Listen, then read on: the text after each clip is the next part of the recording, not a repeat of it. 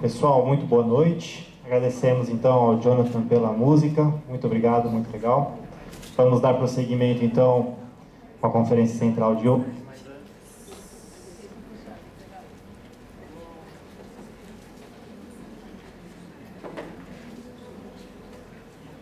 Bom. Alguns informes. Depois da conferência, então, hoje a gente vai ter a nossa confraternização lá no Tortugas Music Bar, se é que é esse o nome. A adesão de R$10 ela é consumível, então quem quiser adquirir essa adesão pode ir lá fora na mesa conversar com o pessoal, até por volta de 7h30, 8 horas. Mas se por um acaso também alguém não conseguir pegar a adesão, mas quiser ir mais tarde, não tem problema nenhum, a adesão é só para a gente ter um controle do número de pessoas.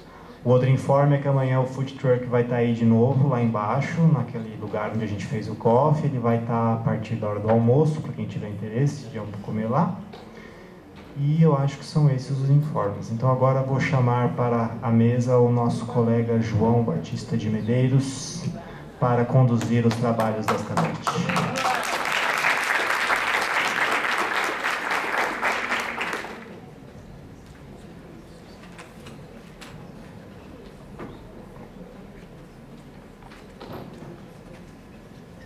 Os pirulitos do corpo? Não.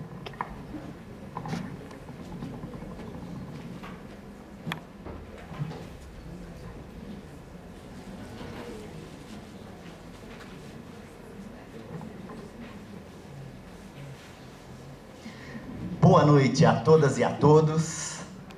Inspirados por essa bela apresentação musical, nós teremos neste momento, como o professor Fernando acabou de dizer, a conferência central intitulada Os Desafios da Universidade na Atualidade, das crises às possibilidades de superação.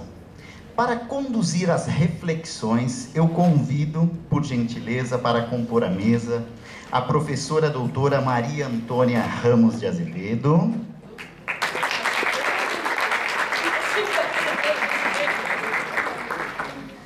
cuja apresentação acadêmica já foi realizada no dia de ontem e no dia de hoje. Gostaria também de convidar, por gentileza, a professora mestre Amanda Rezende Costa Xavier. Amanda é pedagoga, mestre em educação, doutoranda do programa de pós-graduação em educação da Unesp Rio Claro e assessora pedagógica da Universidade Federal de Alfenas, no campus de Poços de Caldas, Minas Gerais. Convido também a professora mestre Lígia Bueno Zangali Carrasco.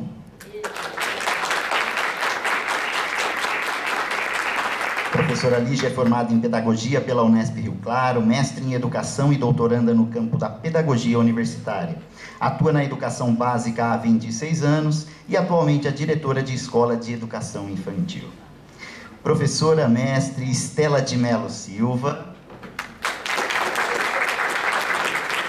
licenciada em Letras e mestre em Divulgação Científica e Cultural pela Unicamp, é doutoranda em Educação pela Unesp Rio Claro e professora universitária há 19 anos, atuando nos cursos de Engenharia Civil, Letras e Ciências Contábeis.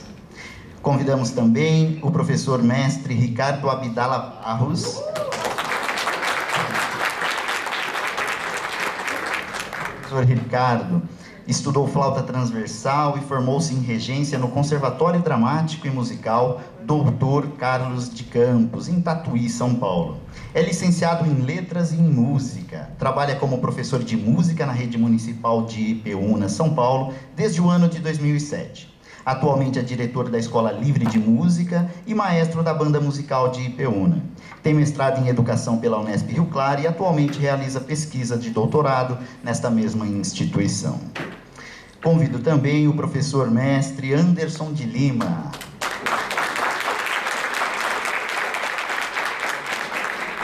Professor Anderson é licenciado em Letras e Pedagogia, especialista em Linguística e Alfabetização, mestre em Educação pela UFSCar e doutorando do Programa de Pós-Graduação em Educação na Unesp Rio Claro.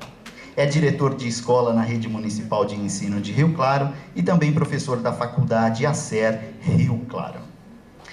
Professora Antônia, passo então a palavra para as reflexões iniciais. Obrigada. E o João é professor do Instituto Federal de Capivari e ele é professor da área de Química. E ele está no nosso grupo e achei muito interessante porque ele vem em busca de qualificar a sua docência. E aí a Mabel fala, normalmente quando a gente vai em busca de qualificar a docência, a gente já, de uma certa forma já tem uma preocupação com a qualidade dessa docência.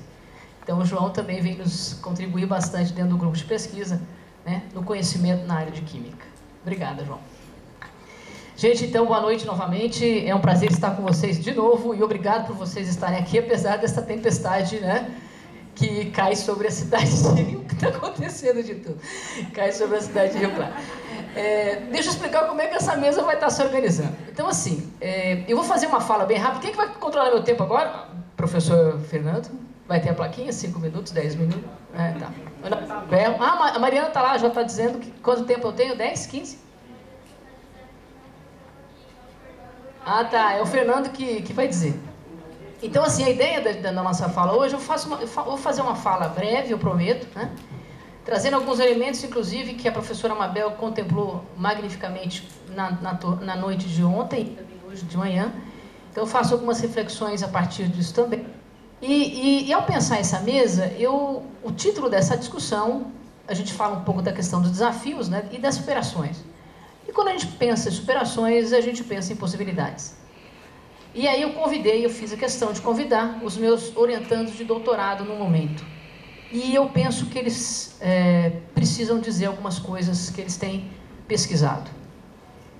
E como muito bem a Mabel fala na manhã de hoje, ela diz assim que os grupos de pesquisa, né, a gente precisa ter um processo de absoluta formação. E não apenas de publicações, que também são fundamentais, mas que muitas vezes acaba se perdendo a importância da formação dentro dos grupos de pesquisa. Então eu trago para vocês um processo de formação desses 5 orientandos que, na verdade, mais me ensinam do que eu os oriento. Então eu vou ali embaixo para falar um pouquinho para vocês, tá? Então eu falo rapidamente e aí cada um deles vai tentar mostrar algumas possibilidades. Se seriam ou não superações, cabe a gente construir, né, o campo da epistemologia, justamente da pedagogia universitária. Então, acho que esse evento ele tem essa preocupação de trazer discussões teórico-conceituais, mas também teórico-metodológicas, que façam com que a gente avance nesse campo, trazendo conhecimento, produzindo conhecimento e divulgando isso. Tá? Aí eles combinaram entre eles e tem toda uma sequência. Tá bom? Não começa, cadê ele? Não começa a marcar o tempo ainda, que eu estou só apresentando. Alguém coloca a apresentação? Mariana, por favor. É mais para que eu não me perca na sequência.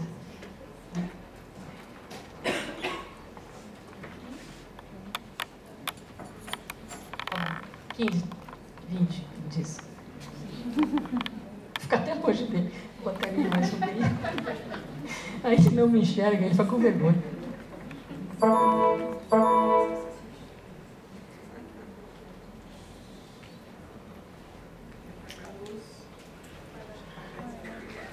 Rodolfo, por favor, você desliga a luz ali. Eu não sei se é. Acho que é aí onde está o Rodolfo. Ah, não, é aqui. Ah, tá. Não é aqui não, Rodolfo. Não é aqui não, Rodolfo. Fica aí.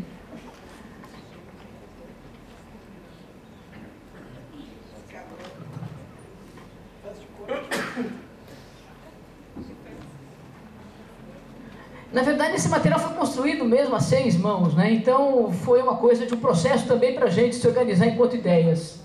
E aqui, porque a gente também não ficasse repetindo coisas. Então, por isso tem tanta versão. Parece dissertação e tese, né? Quantas versões? 17ª, 18ª, 19ª. A gente quase chegou nisso. Então, vamos lá. Então, segundo o título, nós temos aqui uma problemática significativa sobre esses desafios, né? Que, de uma certa forma, são as crises e as possíveis superações. Manda ver, Maria. E quando a gente fala de desafios, a gente acaba entendendo que, como a professora Mabel fala, a gente, para entender o contexto universitário, nacional e internacional, ele está dentro de uma historicidade. E, infelizmente, a gente tem vivido problemas seríssimos e com muita tristeza, que eu afirmo enquanto professora de uma universidade estadual paulista, a tristeza que sinto de perceber um governo, Estado, que que faz questão de dizer que a universidade pública não é absolutamente inútil.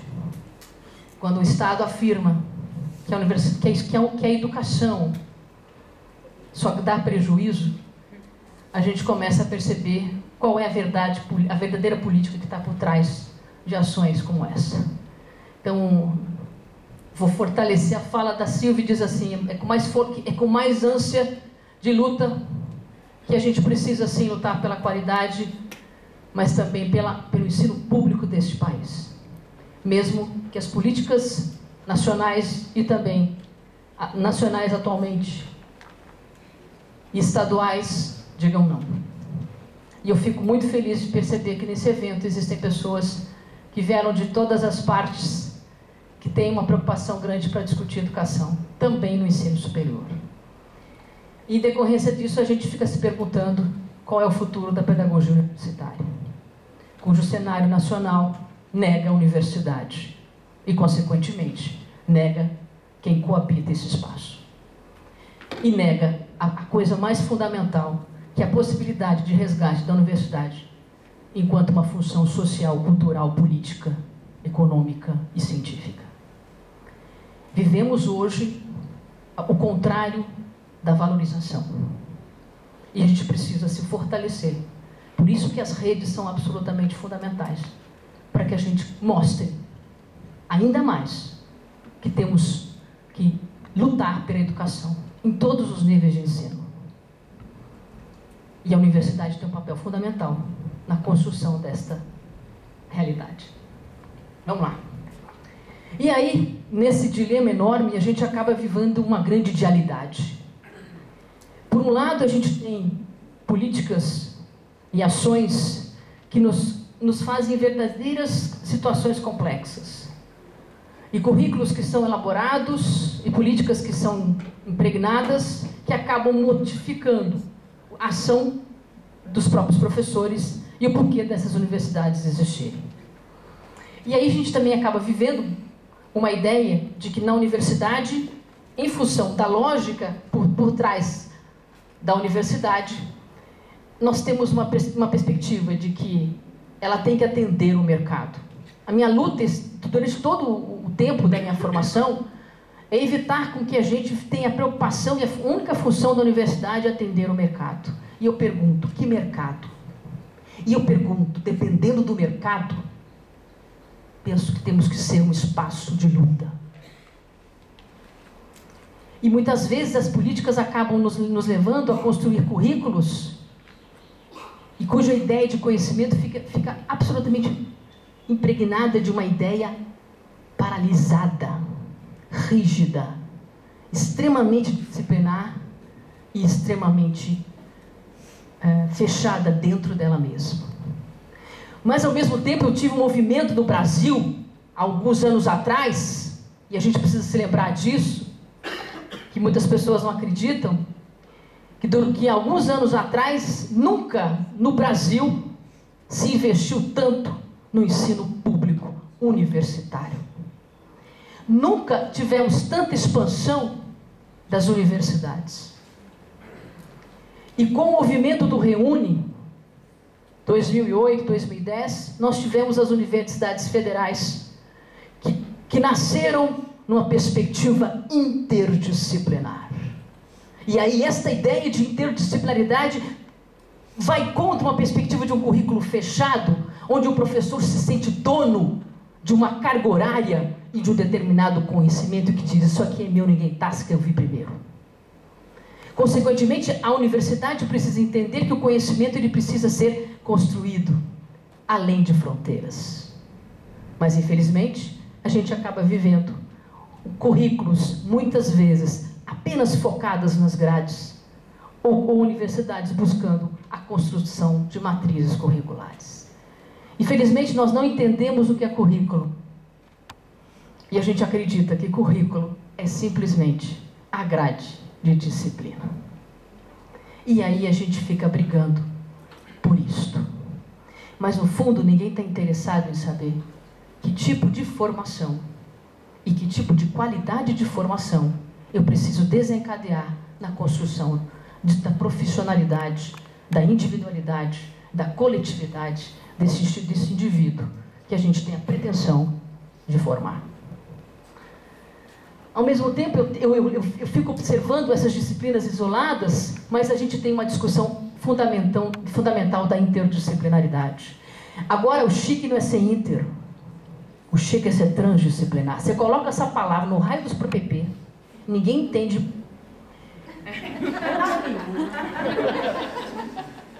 E aí fica aquela coisa bonita, aquela verborologia, e ninguém sabe o que significa. Mas o MEC acha legal. Secretaria de Educação do Estado de São Paulo, fantástico. Nós estamos inovando. E a própria palavra inovação, ela precisa ser redimensionada. Porque, infelizmente, no contexto, principalmente das universidades, a ideia de inovação curricular acaba achando que simplesmente o fato de eu mudar as disciplinas por eixos, que eu já percebo como um avanço, não significa necessariamente que o professor perceba que ele não é apenas um dador de aula, que ele não é apenas alguém que simplesmente vai ministrar uma disciplina, mas ele tem que entender o contexto desta formação e a contribuição efetiva do seu conhecimento específico e pedagógico na construção do outro. Da mesma maneira, a gente tem uma grande crise da metodologia tradicional, e aí nós avançamos numa perspectiva de tentarmos inovar pedagogicamente, e a gente erra enormemente quando acredita que a inovação pedagógica apenas acontece quando simplesmente eu largo o quadro e vou para o data show. Se ele não altera, se ele não ressignifica a concepção de educação, ele pode usar qualquer recurso, que a lógica tradicional, a lógica que faz com que o aluno continue passivo, ela permeia. Então nós temos que começar a pensar que inovação pedagógica e curricular, ela é muito mais além do que nomes. E ela não pode ser entendida apenas na perspectiva metodológica. E temos que tomar cuidado, porque apenas a metodologia não dá conta da complexidade e do fenômeno que é a ação pedagógica. Da mesma maneira, a gente acaba tendo um problema grande que diz assim, né, professores universitários, principalmente. Tem uma frase da professora Selma Pimenta que eu repito, desculpa, meus orientandos sempre as escutam. Que a Selma Pimenta, no livro Pedagogia Universitária, ela afirma: é com muita tristeza que no Brasil o médico dorme médico e acorda professor. Mas nunca um professor dorme professor e acorda médico. O que ela quer dizer com isso? Ela quer dizer que existe a total banalização da profissão professor. E aí todo mundo se acha no direito de ser docente, pelo simples fato de assinar contratos. Este construto de conhecimento pedagógico precisa ser construído. E, infelizmente, não temos nos dado conta, ou temos ignorado, a importância de aprendermos acerca da docência no contexto universitário, independente de sermos professores de cursos de licenciatura e de bacharelado. E é preconceito nosso acharmos que se a pessoa fez licenciatura, ele será um melhor professor. Não. Já tive professores bacharéis que se descobriram competência fantástica no exercício da sua profissionalidade como docente. Vamos lá que eu já estou falando demais, já deu o quê? 10 minutos? Ai, meu Deus. E já está com a plaquinha. E aí a gente tem grandes desafios. E aí eu adorei porque a Estela, né, escreveu assim essa frase que eu achei fantástica. Professor universitário, em frente aos desafios. E aí ela brinca. Em frente aos desafios? Ou será que a gente está à frente dos desafios? Ou a gente está buscando os desafios? Bons professores têm o desafio como algo que o mobiliza. Porque a gente nunca pode achar que maior experiência que tenhamos na docência simplesmente nos qualifique para o exercício da mesma. Vamos lá. Pode ir. Vou pulando. Isso aqui já falei. Vamos lá. Eu, de uma certa forma, já falei. E aí eu também, de uma certa forma, já falei, tá, peraí um pouquinho agora. E aí fui colocando para vocês atrás ali a questão dos próprios desafios dessa docência. E quando eu falo docência, é aquilo que eu havia falado anteriormente. A docência que a gente vai estar se colocando aqui não é apenas o exercício de dar aulas. Eu não gosto dessa frase. Essa frase me dói. E a gente diz, eu sou dador de aulas. Ou então quando os alunos perguntam, professora, só dá aula? Então não fosse outra coisa, tipo, mais interessante. Então, esse desafio que a gente coloca da docência vai muito mais além do que significa o estar com o estudante no processo de construção de conhecimento. Então a docência abrange, no meu ponto de vista, aquilo que a Mabel estava tentando colocar ontem na fala dela. Eu não consigo pensar um contexto universitário que se fala da indissociabilidade, pensando no ensino, a pesquisa e extensão, se eu não tenho a docência como algo que é base para que essa indissociabilidade aconteça. Porque a docência me caracteriza como alguém que tem e assume a docência como profissão. E é por meio da pesquisa, da extensão e do próprio ensino que eu me constituo um profissional do conhecimento. Pode ir. E aí surge a questão dos grandes desafios. E aquilo que a Mabel falava das redes. Como é que nós construímos as redes? E essas redes, elas precisam ser construídas justamente pela situação que vivemos. Nunca eu percebi tão grande a necessidade da gente construir redes. Com a educação básica, com as outras universidades, com a sociedade.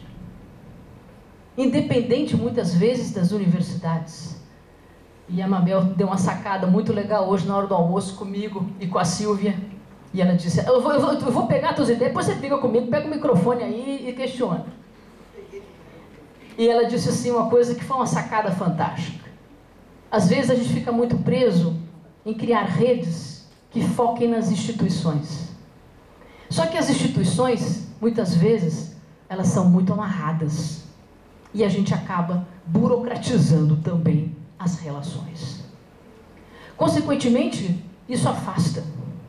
E a gente acaba não tendo a possibilidade de estar junto, independente da universidade, do centro universitário, do Instituto Federal, da educação básica, que queira estar conosco.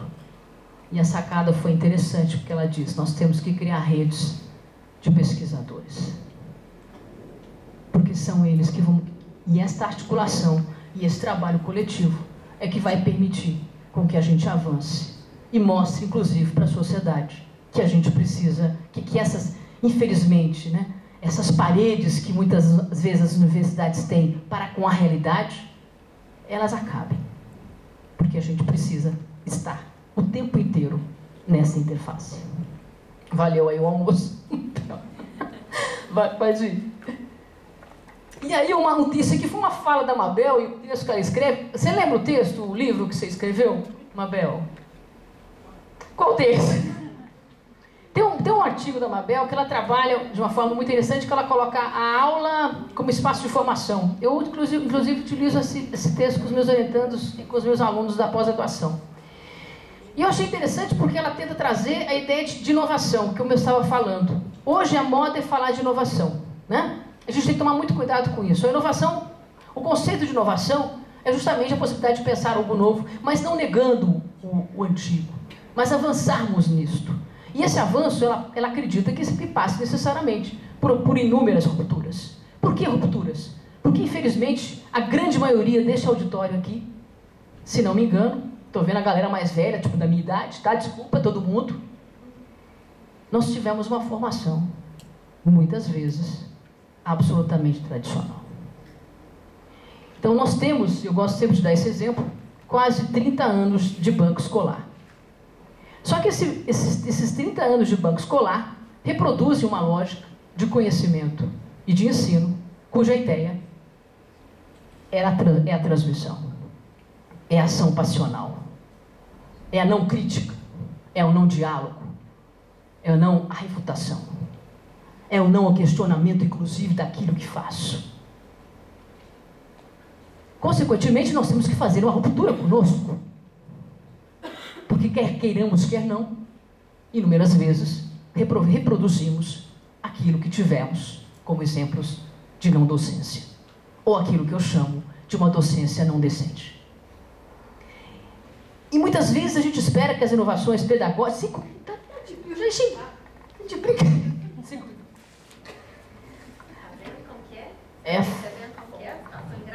Eu sei, tá bom? Já estou terminando. E isso faz com que a gente acabe simplesmente reproduzindo e esperando que o outro, então, aprenda. Sendo que muitas vezes nós não aprendemos. Nós aprendemos, muitas vezes, a reproduzir aquilo que supostamente sabemos. E esse exercício de transmissão acaba impregnando a nossa ação enquanto docentes. Isso eu falo para todos os níveis de ensino. É mais grave no ensino superior, sim, quando supostamente temos a intencionalidade de formar professores que quebrem com essas rupturas absolutamente fundamentais. Então, inovação pedagógica é um desafio enorme, mas sem sombra de dúvida, ela gera superação daquilo que está posto. Mas muitas vezes a gente espera que a inovação aconteça a partir do que está fora. E muitas vezes a inovação tem que acontecer no sentido de termos que nos recriarmos e reconstruirmos. E aí a gente olha para fora e acaba não olhando para dentro. Tá bom, isso aí já, de certa forma, eu falei. O que tem mais? Porque já tenho 5 minutos. 3, né? Tá, já estou terminando. E quando a gente fala dessa ideia de inovação, a gente percebe algumas questões que nós não podemos deixar de mão. Que é a ideia de currículo, como eu coloquei. E a Estela brinca com esse título. Currículo e ação pedagógica. Duelo? Posso afirmar, é duelo. Superação. Elo. Infelizmente, a gente não vive uma ideia de um currículo entendido muito mais do que não disciplinas. Quando a gente fala currículo, a primeira coisa que os professores pensam, o que eu vou dar em tal tempo? Currículo é muito mais amplo. Currículo é a proposta, é o lugar, é o que é dito, é o que não é dito, é o que é feito, o que é historicizado, é a função social, política do conhecimento. Eu não nego conhecimento, eu tenho que agregar conhecimentos.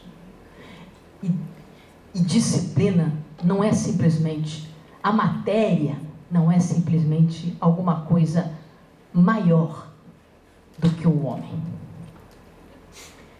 A gente tem uma ideia de dar conteúdo e esquece que eu tenho que ajudar, contribuir para que o outro construa, pense, reflita, analise. Aquilo que a Mabel falou, a gente adora dar resposta e não escuta a dúvida. A gente faz pergunta, mas não escuta o pensar do aluno. E a gente não tem paciência pedagógica nenhuma quando o aluno erra. Porque o erro é o mapeamento do pensar do outro. Ao negar o erro, eu nego o outro.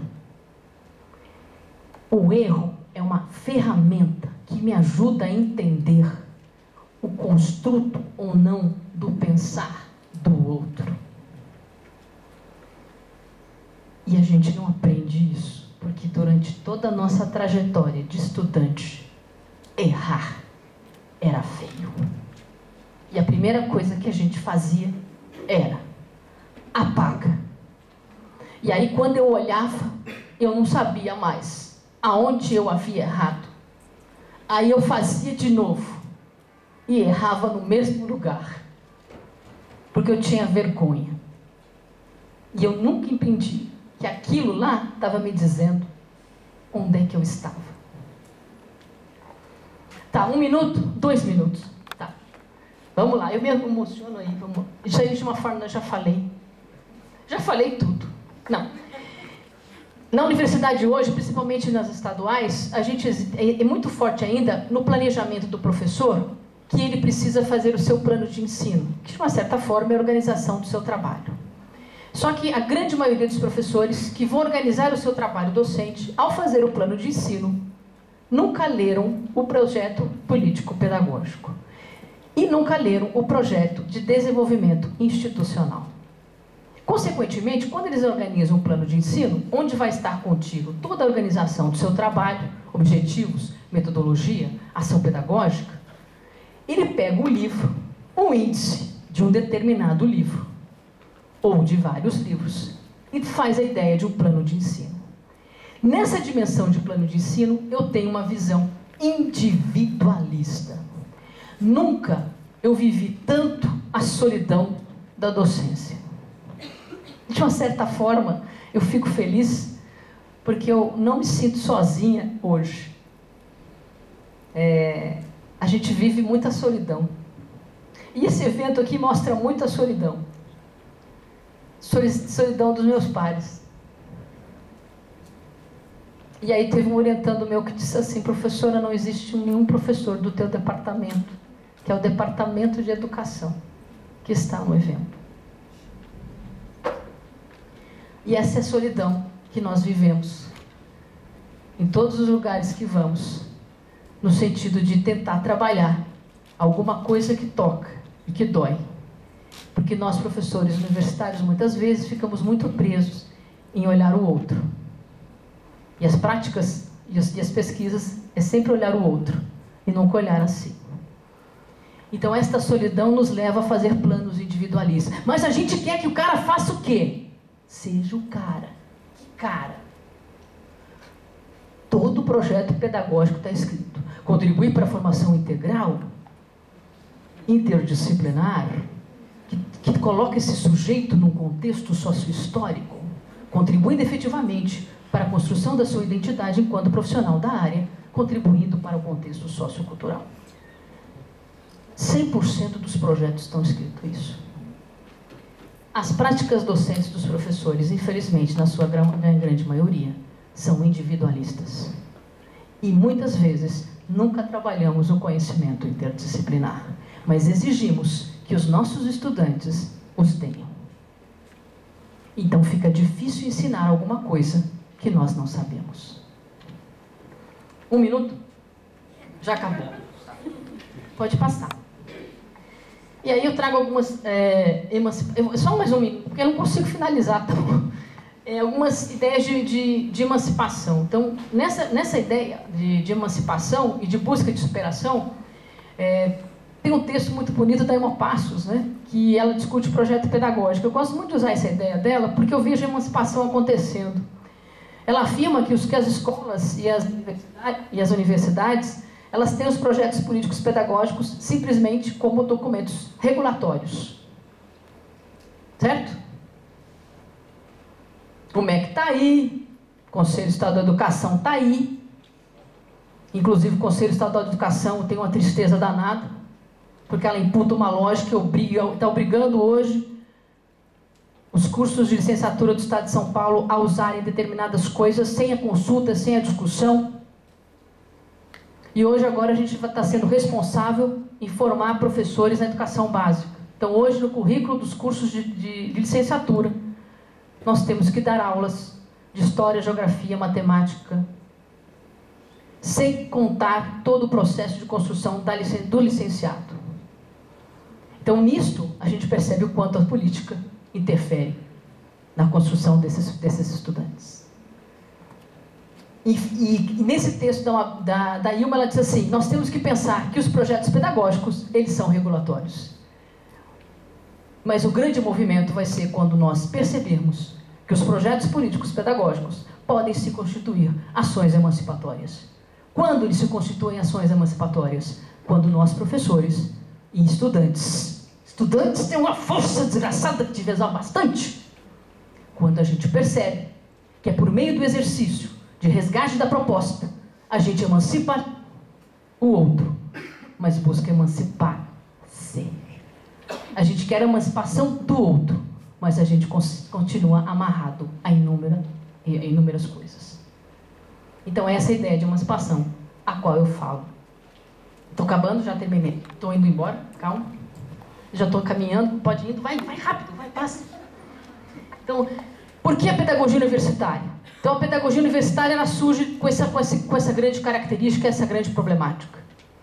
E hoje, a gente está tentando também nesse evento trazer a pedagogia universitária como um campo epistemológico justamente para fazer com que a gente faça, construa e elabore não apenas práticas, mas invista fortemente na formação. E que essas pesquisas realmente tenham uma outra característica, que não seja apenas olhar para o outro, mas que consigamos desencadear nos professores universitários a dimensão de olhar-se.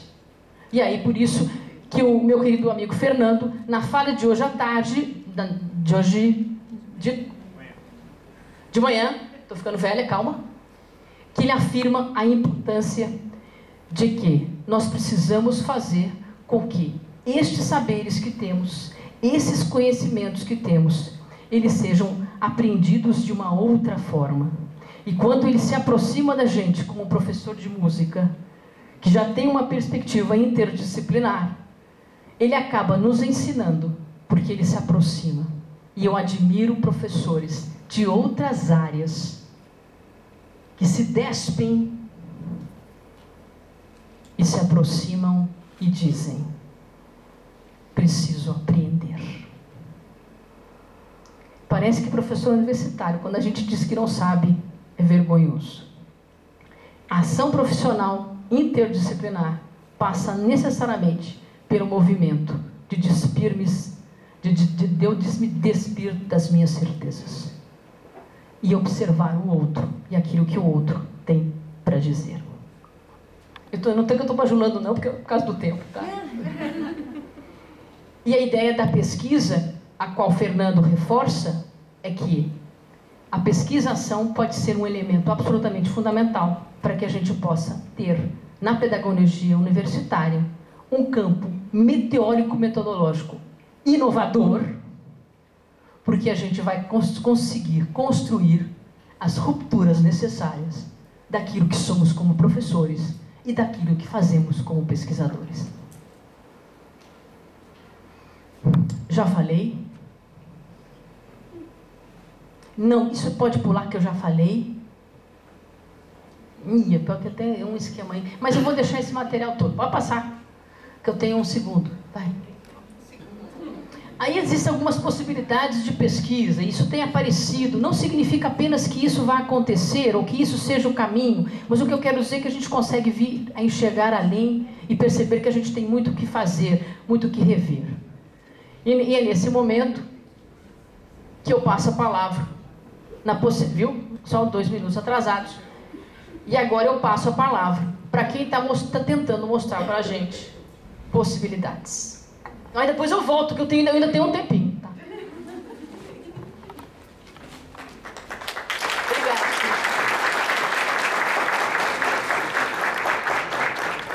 Vai lá, Ricardo. Boa noite. Então agora cada um de nós aqui na mesa vai falar um pouquinho sobre a pesquisa que cada um está realizando no momento com a professora Maria Antônia. Nós optamos por manter o mesmo modelo para todo mundo, para ir de encontro à temática da conferência de hoje. Então todos vamos colocar desafios e possibilidades dentro do tema que cada um está fazendo a pesquisa. Eu estou pesquisando no momento a docência universitária nos cursos de música. Eu queria só, antes de entrar nos desafios, nas possibilidades, comentar um pouquinho como eu cheguei a esse tema. Já professor há muitos anos de música e pelas várias reflexões do GEPU, resolvi dar uma olhada, mapear o que tinha de produção científica escrita sobre professores de música no ensino superior, ressaltando os professores bacharéis, que ensinam instrumentos específicos. Aí eu notei que era uma produção muito escassa, quase que concentrada na região sul do país. Até estava comentando com a Amanda agora há pouco, né? Quem que está lá falando sobre pedagogia universitária na região sul, né? nossa querida Mabel. Creio que não é mera coincidência, porque lá é o que tem produzido, quase tudo vem de lá. Inclusive, né, o Fernando também não sabe, vou comentar agora. Quando eu fiz o mapeamento, apareceu lá a dissertação dele. Estava lá ainda, né, Fernando? Nós tivemos um ganho que o Fernando agora veio para o estado de São Paulo. Graças a Deus veio nos ajudar aqui. Porque aqui em São Paulo é muito escasso. E quando havia, era muito específico para o instrumento. Por exemplo, os saberes docentes dos professores de piano no ensino superior. E a proposta nossa não era essa, trabalhar com o ensino de um instrumento específico, mas é compreender como se dá o processo de inserção da docência de um profissional que não tinha essa intenção inicialmente. Porque nós temos as licenciaturas em música, temos, mas no que é diferente? A própria descrição das universidades, se a gente pegar a Unesp, por exemplo, ela fala lá, embora trabalhem no mesmo ramo, os dois cursos são extremamente distintos. Enquanto que a licenciatura está voltada para musicalização na educação básica, o bacharelado vai formar, ele fala lá, o artista, o instrumentista, aquela pessoa que vai trabalhar com um instrumento específico. Então, na licenciatura em música, nós vamos ter um profissional que vai, sim, dar uma musicalização de forma geral. Ele não vai ser especialista em nenhum instrumento. Ele vai trabalhar com audição, vai trabalhar com apreciação musical, fazer relações da música com a sociedade. Mas ele não vai sair do curso tocando nenhum instrumento, assim, de forma exímia. Enquanto que o bacharelado tem esse propósito. Ele quer formar músicos para trabalhar tocando. Mas quem que são os professores desses músicos? São bacharéis, que passaram por um mestrado, um doutorado, e foram dar aula. Mas, inicialmente, muitas vezes, a ideia não era ser professor. Então, resolvemos pesquisar aqui em São Paulo, já que temos universidades consideradas referências, USP, Unesp e Unicamp, e realizar essa pesquisa lá para ver como que esses profissionais eles se enxergam como os docentes, como que se dá a construção desses saberes docentes. A primeira fase foi um questionário enviado online nos próprios e-mails. Nos próprios e-mails dos docentes. E agora que eu estou na segunda fase, é um pouquinho mais afunilado. Eu estou entrevistando alguns professores que quiseram continuar na pesquisa e os que estão permitindo até assistir algumas aulas. O que eu posso destacar de desafios aqui? A superação do modelo conservatorial de ensino, que o professor Fernando também já falou um pouquinho hoje na palestra dele da manhã. O modelo conservatorial surgiu na Europa, né? Na Europa, lá por 1793, Fernando? Por aí, né? Conservatório de Paris.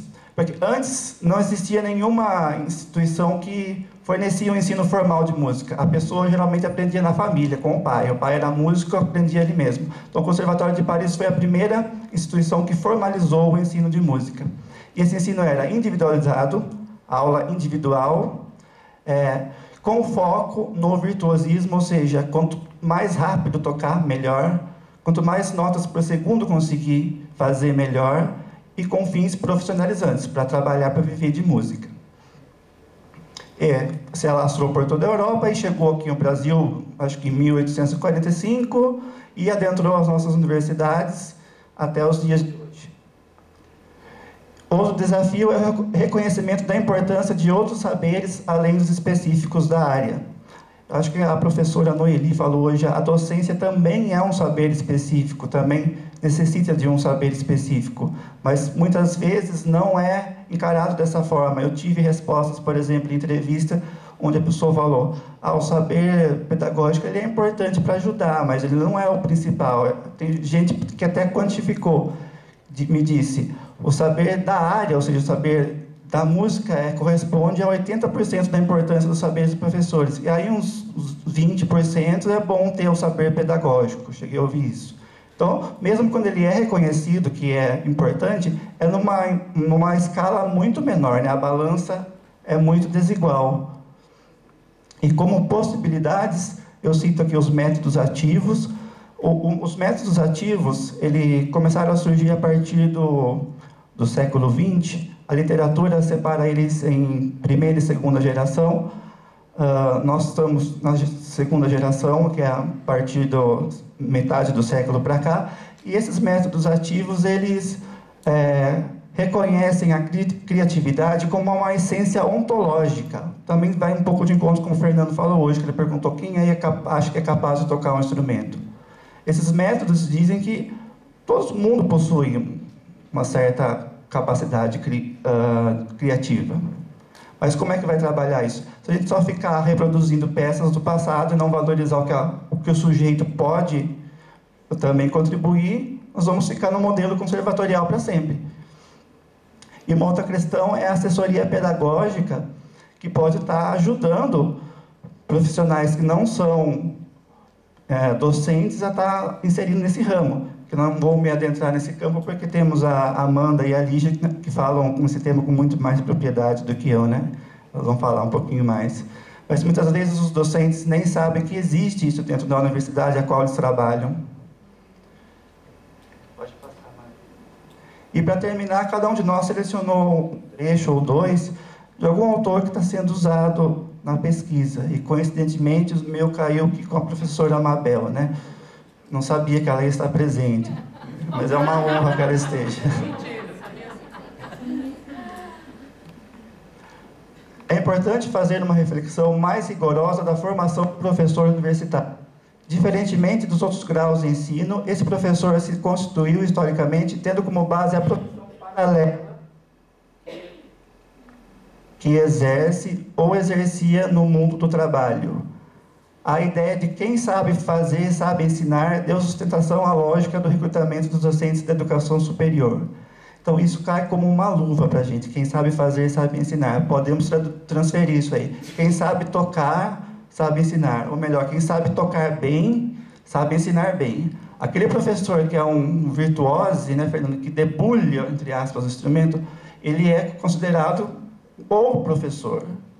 Claro que às vezes pode ser verdade, como a Antônia falou, ela já encontrou bacharéis que são ótimos professores. Isso pode ser verdade, mas não é um fato absoluto que sempre vai ser verdade. E parece que acontece sempre isso. Quanto mais ele debulha o instrumento lá, faz não sei quantas notas por segundo, ele é o professor. Não importa o que ele sabe sobre docência, como ele faz isso. Essa condição não seria preocupante se os profissionais das áreas específicas, quando dedicados às questões educacionais, dispensassem a estas um zelo similar ao que mobilizam no campo profissional de origem. Entretanto, não é essa uma situação frequente.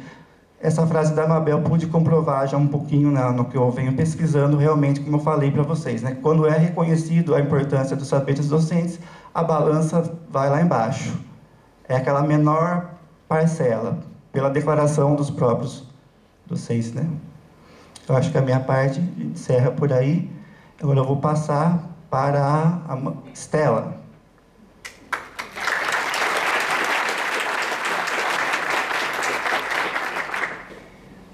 Que horas são? 8h10. Até hoje, às 8h10, eu achava minha autoestima até que adequadinha. A pergunta é, a professora Maria Isabel vai ficar sentada ali? Ela vai ficar sentada ali. Tá, então eu vou pôr esse vaso aqui, ó. Essas garrafas. A senhora tá me vendo, professora? Não, né? Então tá ótimo.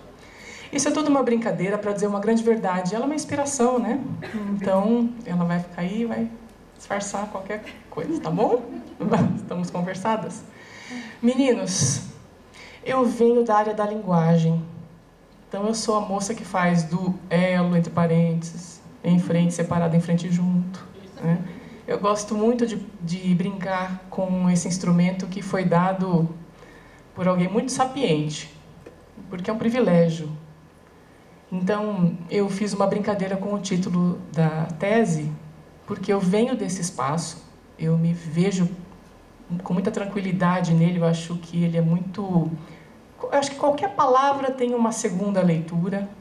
Eu adoro as linhas, mas eu prefiro as entrelinhas, porque é aí que a gente fala de verdade, eu acho, tem pra mim, não sei, hashtag fica a dica. Foi muito popular, né, professor? E eu brinquei com o título. Esse Diário de uma Paixão é um filme ao qual eu creio que a maioria já tenha assistido, e todo filme sobre paixão costuma ter sofreguidão. E eu acho que essa temática acompanha o dia a dia de um professor universitário, como eu, como você, como meus colegas, como minha professora orientadora.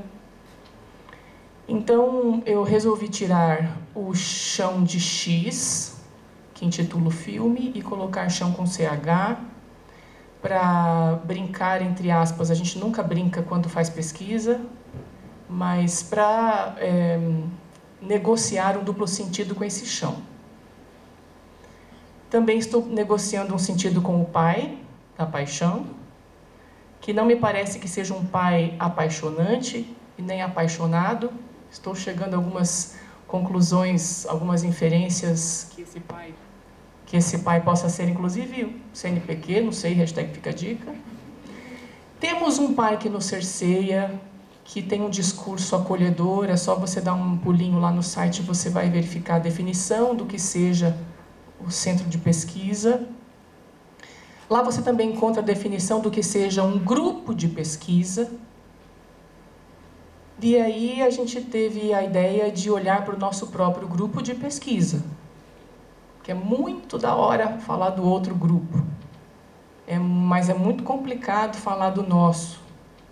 Então a gente chegou nesse grupo que a gente chama carinhosamente, na minha tese eu chamei de Gepulândia, porque o meu trabalho não está escrito nos moldes acadêmicos, ele está escrito com um registro de gênero diário. Então, eu coloquei todas as minhas referências bibliográficas como personagens de uma narrativa imaginária e fantasiosa. Adivinha quem está na história? Tem uma personagem na minha narrativa, eu não a pus nas casas de palafita. Eu estou visitando a Gepulândia, tentando descobrir se Gepulândia é um lugar, é um espaço ou é um território. Conceitos que são tirados, na verdade, da geografia, que também não é uma área minha. Mas eu achei que também daria para brincar, como a professora também brincou, entre aspas, com esses termos, principalmente com território, com um duplo sentido. Quando a gente decidiu ali nas reuniões, numa das reuniões do ano passado, vamos fazer os eixos, nós temos aqui 5 eixos muito ricos, todos os eixos abarcam a vivência do professor, do docente universitário, que faz pedagogia universitária, na engenharia civil, em letras, na própria pedagogia. Eu virei para a professora Maria Antônia e falei assim, hoje a gente assinou a escritura do território Gepu. Hoje a gente comprou esse terreno. Porque até então, estava passando por espaço e lugar.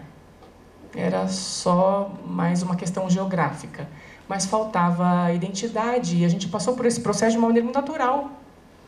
De repente, a gente começou se vendo como estudiosos de textos, estudiosos de fundamentações metodológicas de pesquisa, estudiosos das mabéis que cerceiam as nossas pesquisas, porque você vai reparar, a professora está como referência em todos os nossos trabalhos. Só que, de repente, a gente falou, escuta, o pai do paixão está pedindo uma produção. E eu verifiquei na palestra da professora Silvia, que é outro doce de pessoa, todos os artigos lá, CNPq, CNPq. Porque o nosso pai, o pai do nosso chão, está exigindo um comportamento bonzinho desse filho. O que o nosso pai está pedindo para nós? Faz um artigo. Esse grupo produz o quê? Você quer verba? Então, siga esse caminho, eu estou te orientando, eu sou seu pai. Então, eu não sei se eu estou me fazendo entender, mas eu estou com muitas perguntas na minha cabeça ainda, por incrível que pareça, porque parece que a gente conhece e já tem um monte de resposta. Não. Quanto mais a gente conhece as pessoas e as relações interpessoais, mais questões vêm à cabeça. Então, coloquei perguntas aqui, das quais eu gosto muito. Primeiro desafio. Professor pesquisador, eu estou vendo um grupo de pesquisa.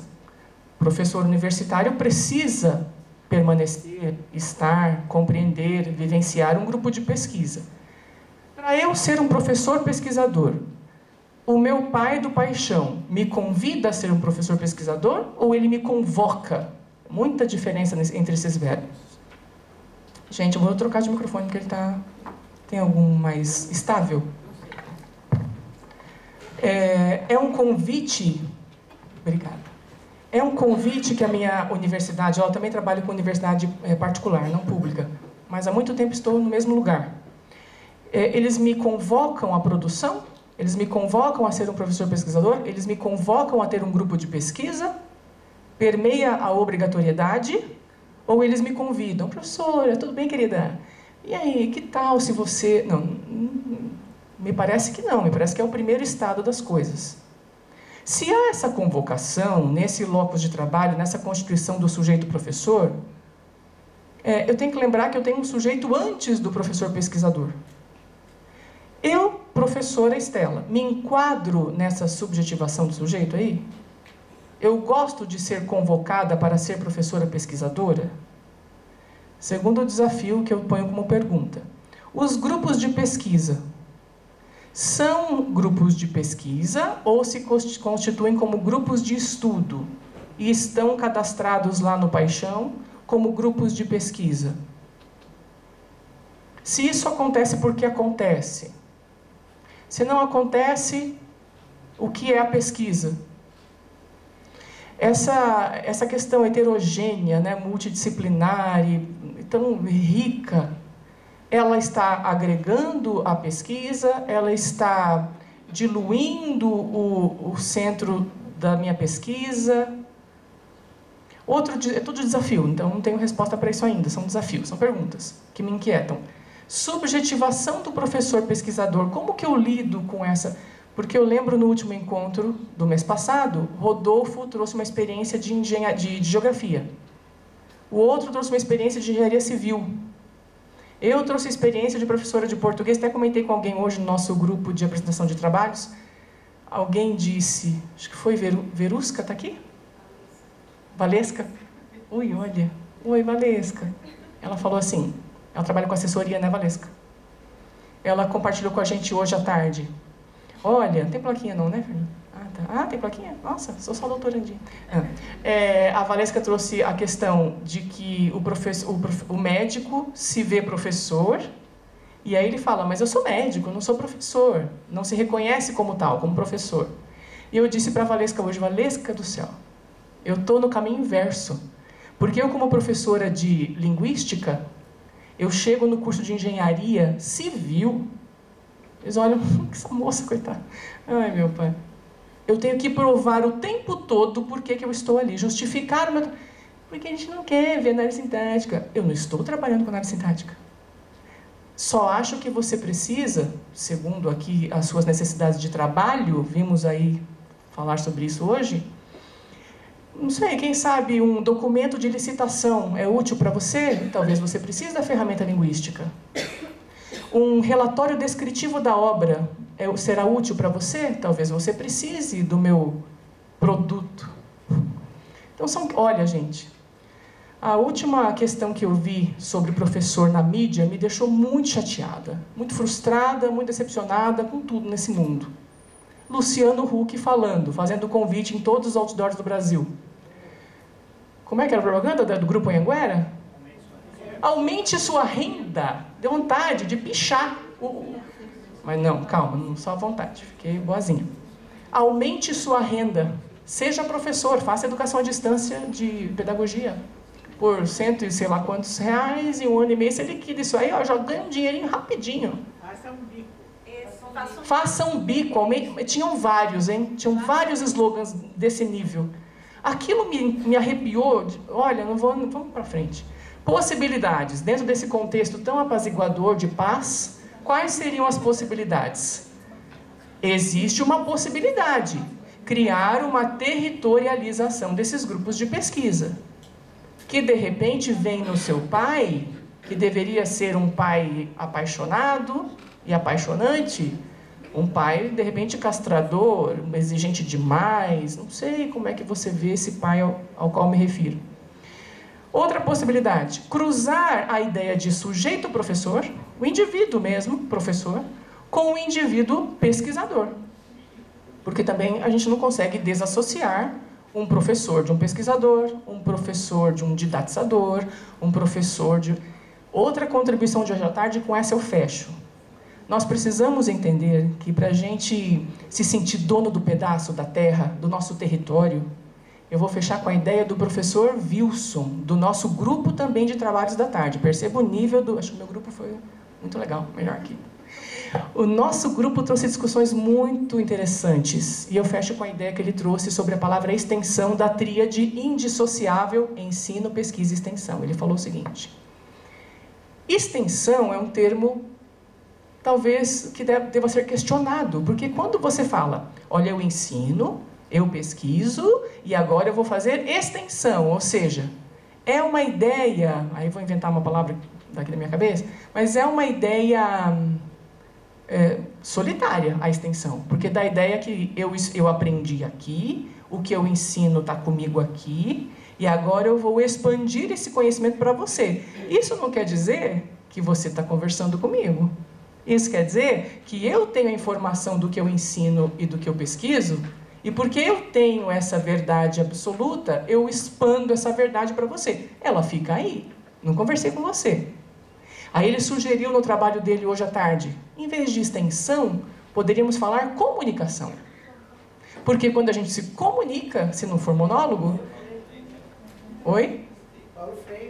Paulo Freire. Quando a gente se comunica, a gente tem a possibilidade não do duelo com o do entre parênteses, mas de um elo.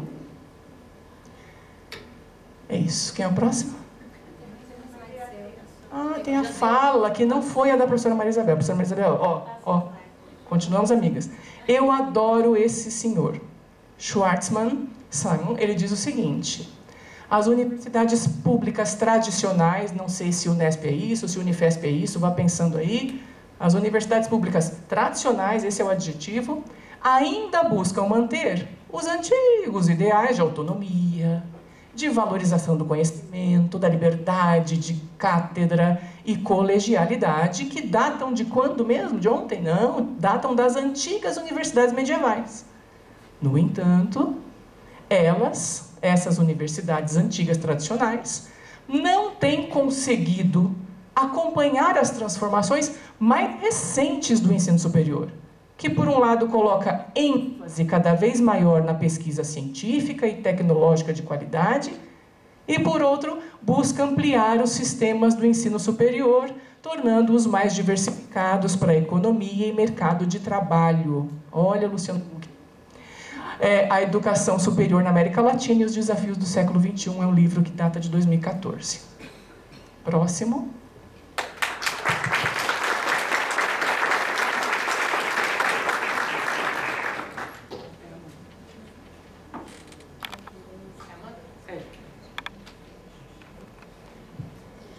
Boa noite.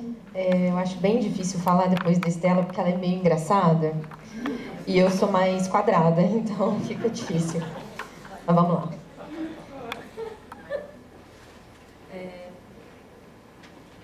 Esse também não funciona.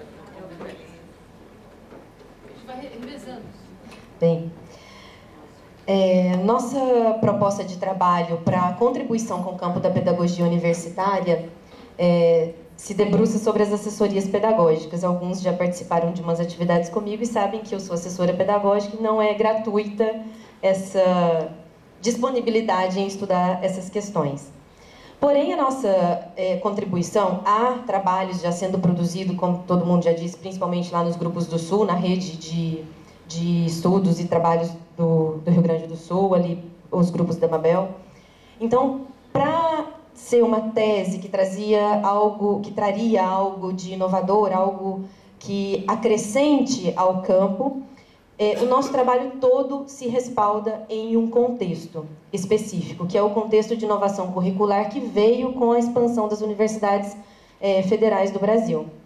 No Brasil, nós temos o modelo da Universidade Nova, e por isso o nosso título, Assessorias Pedagógicas Universitárias, estudo no contexto da Universidade Nova. Porém, não fazia sentido falar da Universidade Nova, que é esse modelo curricular dos bacharelados interdisciplinares aqui no Brasil, sem fazer alguma referência ao modelo que acontece na Europa, decorrente do processo de Bolonha, porque nós sofremos muita influência dessas transformações que são vivenciadas lá. Há influência do modelo norte-americano, porém o modelo de Bolonha é muito perceptível no que nós temos hoje sendo implantado nos bacharelados interdisciplinares. Nesse sentido, nós nos propusemos a desenvolver um doutorado sanduíche, fizemos isso em Portugal, verificamos algumas universidades lá para entender como funciona a assessoria pedagógica lá. Porém, nós vimos que não existe. Então, nós fizemos um pequeno recorte dentro do estudo da assessoria para nos focarmos na formação pedagógica dos professores. Bem, com esse contexto, tanto no estudo do sanduíche quanto a coleta de dados aqui do Brasil, nós sempre temos em conta esses pilares que impactam a prática pedagógica do docente e que decorre da inovação curricular. Por exemplo, a interdisciplinaridade, a exigência de flexibilidade no currículo, são questões que vêm com essas inovações, nem sempre elas são inovações, como nós discutimos hoje aqui à tarde um pouco, porém elas se auto-intitulam assim e levam para dentro da sala de aula suas consequências. Então, pensando nesses pilares, a gente vê os impactos na prática do docente, o docente muitas vezes não sabe reagir a isso. A gente vê, então, a necessidade de uma ressignificação dos espaços que trabalham a formação pedagógica. Nós também falamos que não existe a formação. Ela precisa ser repensada, ressignificada para dar conta desses desafios que surgem em decorrência do contexto de inovação curricular. Tendo esses desafios em conta, as possibilidades que nós visualizamos com esse trabalho pode ser verificado principalmente na valorização das assessorias pedagógicas, que é uma profissão nova, um setor institucional recentemente novo e que, em decorrência muito dessa vivência que nós temos com os bacharelados, tem ganhado força porque precisa de se ressignificar esse espaço para contribuir com a prática dos professores. E, nesse sentido, a gente tenta trabalhar na tese a assessoria pedagógica como um lugar da pedagogia universitária. E aí, de novo, nós vamos para esses conceitos geográficos para dar o sentido ao espaço. Nós temos os espaços de formação que estão se transformando em lugares de formação para conseguir atender essas demandas. Só que, para além desses esses conceitos geográficos, eu vou tentar incluir mais um, que é o conceito de fronteira. Porque muitas vezes a inovação curricular vem, mas se cria uma fronteira, uma barreira, e a inovação pedagógica não acontece. E quem sabe essa possibilidade, acrescentar ao campo, não esteja no papel desenvolvido das assessorias pedagógicas, tentando, na formação do professor, no apoio dado a esse professor, se constituindo como uma profissão de ajuda à docência, diminuir essa fronteira que se cria entre a inovação curricular, que é imposta muitas vezes, e a inovação pedagógica, que é necessária para atender ao que se exige nesses contextos de inovação. Então, a citação que eu selecionei é um pouquinho da professora Maria Isabel da Cunha, com a professora, eu não lembro o primeiro nome dela. Silvia. Da Silvia Zaia e da professora Elisa Lucarelli.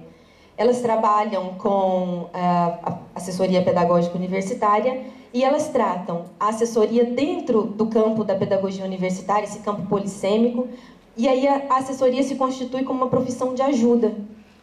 E uma profissão de ajuda que visa orientar as mudanças que afetam a instituição educativa como um todo. Então, na verdade, nós não estamos falando somente da sala de aula, nós estamos entendendo que assessoramento é esse que precisa ser oferecido num contexto de inovação, que exige tanto dos docentes e impacta tanto a prática que eles desenvolvem na universidade, que aderiu aos modelos, ao contexto da universidade nova. É isso.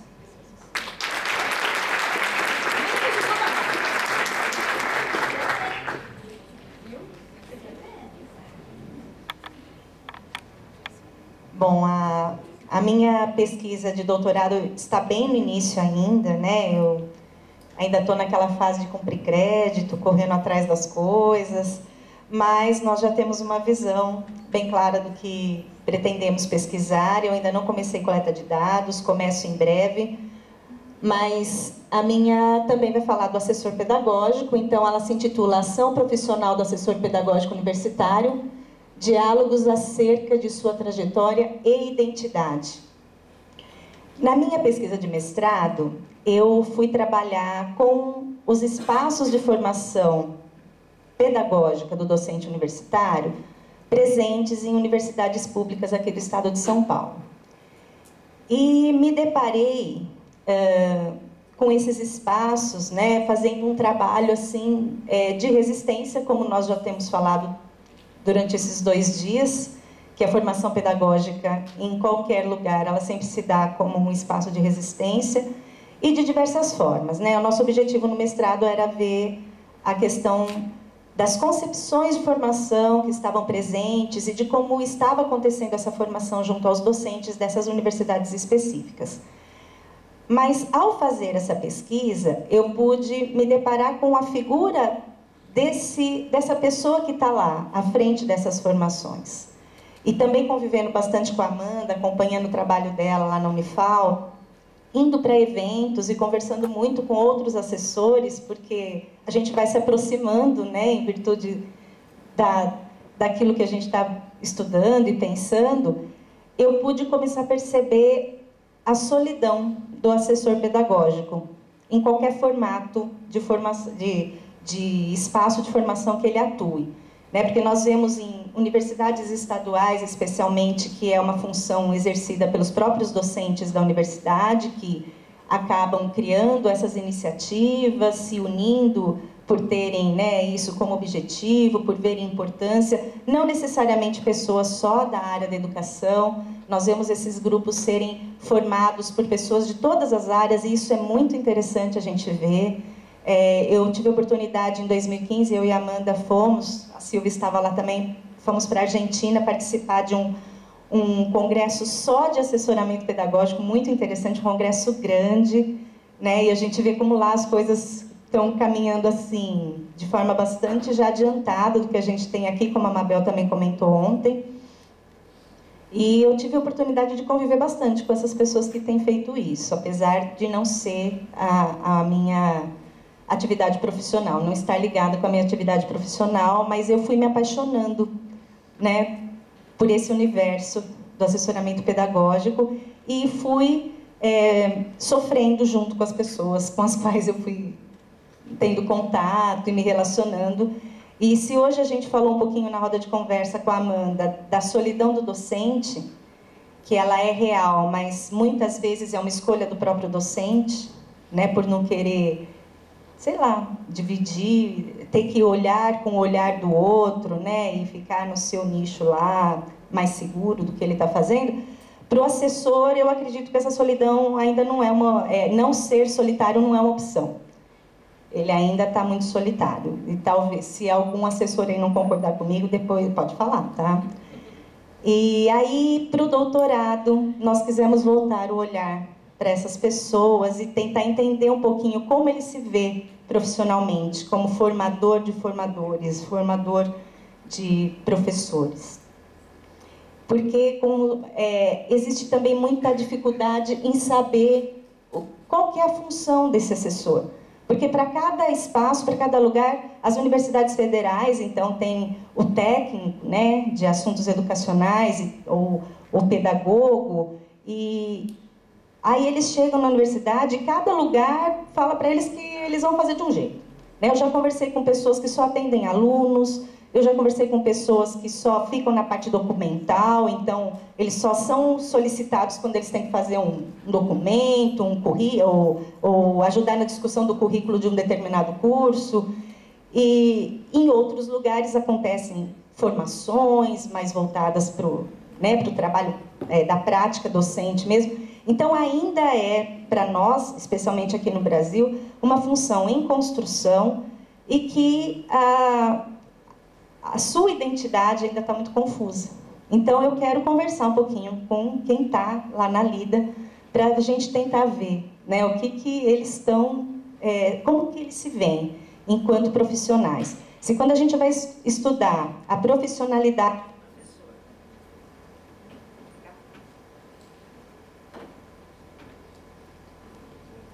a gente fala em professoralidade, né? Tem autores que trazem a questão da professoralidade. A Maria Antônia deu uma ideia, então, da gente começar a pensar na assessoralidade. Como que... Esse microfone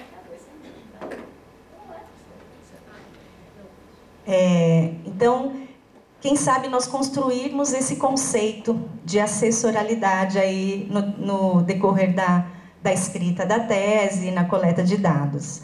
Né, eu pretendo trabalhar mais de perto com docentes de 2 universidades, que eu ainda estou entrando em contato, para inicialmente fazer um estudo mais focado nesses espaços, para a gente começar a ver essa questão da construção mesmo da profissionalidade do assessor. Né? Então, esses são os nossos desafios, a falta de identidade e do papel, e como que isso impacta, né, aquele trabalho que eles fazem de qualificação do trabalho docente.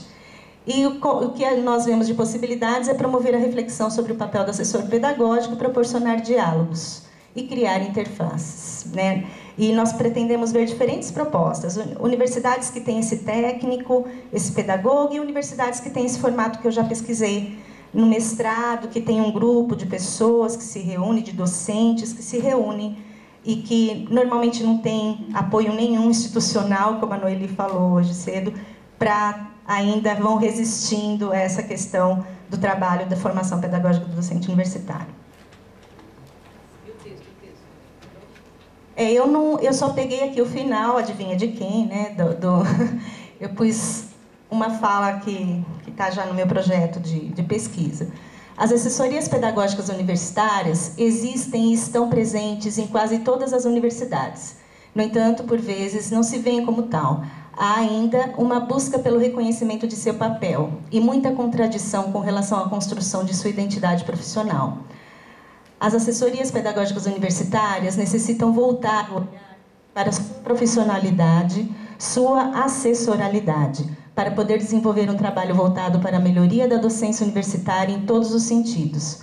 É necessário também que cada assessor pedagógico, como formador, se preocupe com sua própria formação na área da pedagogia universitária, para que seu papel se desenhe com cada vez mais seriedade. Cunha afirma que as instituições de ensino superior precisam, além de valorizar o trabalho desses profissionais, investir na qualificação dos assessores, favorecendo seu próprio desenvolvimento profissional, para poder, assim, qualificar a formação que se pretende desenvolver junto aos docentes. Essa é uma outra questão que a gente pretende discutir, que é a formação desse próprio assessor. Né? Ele trabalha com a formação do docente, mas e a sua formação? Né? Aonde ele vai recorrer para ter a sua própria formação enquanto assessor pedagógico? É isso.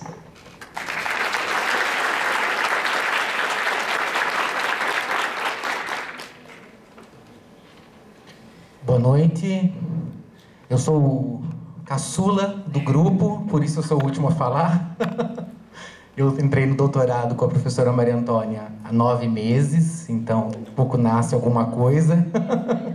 Faz 9 meses que eu ingressei no doutorado, então eu ainda estava, né, no processo, estou de cumprir créditos enfim, aperfeiçoar projeto e tudo mais. O projeto de pesquisa, né, que nós nos propusemos a desenvolver nessa atuada é a organização do trabalho pedagógico do professor universitário, pensando a metodologia ativa e a avaliação processual. Né? Esse trabalho, essa pesquisa, ela vai contemplar um olhar sobre o trabalho que se desenvolve em sala de aula. Né? Eu estou há 20 anos no magistério, e desses 20 anos eu tive a felicidade de nunca ter saído da sala de aula, apesar de eu não estar mais na sala de aula da educação básica. No ano em que eu fui para a gestão, que eu fui ser vice-diretor da Lígia, inclusive, né? Naquele mesmo ano eu iniciei o meu trabalho no ensino superior. E aí, há 8 anos, eu trabalho dentro da sala de aula do ensino superior.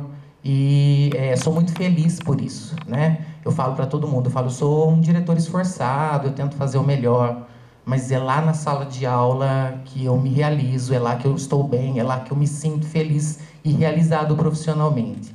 E aí me vem essa oportunidade de desenvolver uma pesquisa que vai tentar trabalhar um pouco algumas questões da sala de aula no ensino superior, né, dentro do contexto da pedagogia universitária. E como desafios, né, desse projeto de pesquisa, nós temos aí a lida com os modelos de ensino que estão historicamente reproduzidos, né?